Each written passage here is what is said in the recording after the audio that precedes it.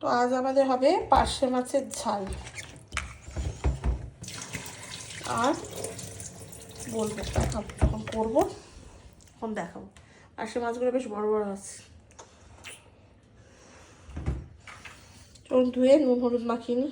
এখন করছি আলু পেঁয়াজ কলি, তখন পেঁয়াজ কলি কাটা হয়ে গেছে। এখানে পাঁচফোড়ন আর কাঁচা লঙ্কা দিচ্ছি। পেঁয়াজ কাটা হয়ে গেছে, বা আলু কাটবো। আলু পেঁয়াজ কলির তরকারি আর হচ্ছে এই পার্শে মাছের ঝাল, পেঁয়াজ দিয়ে টমেটো। চলুন রান্নাটা করে নিয়ে পুরো ফিনিশ হয়ে দেখা করছি। দেখা আমার পেঁয়াজ কলির তরকারি এখানে চাপিয়েছি, হচ্ছে মাছটা করব। আর এই যে একে চিনতে পারছেন কি আপনারা? এটা কে? এটা গোল্ডেন রিট্রিভার থেকে ল্যাব হয়ে গেল কি করে? কে এটা? New look, golden new look. ও গলি, ওর প্রচণ্ড না হেয়ার ফল হচ্ছিলো। এই সময়টা কুকুরদের জেনারেলি খুব হেয়ার ফল হয়, চারিদিকে ঘর লোম লোম হয়ে যাচ্ছিলো, আর চুল ইচিংও হচ্ছিলো।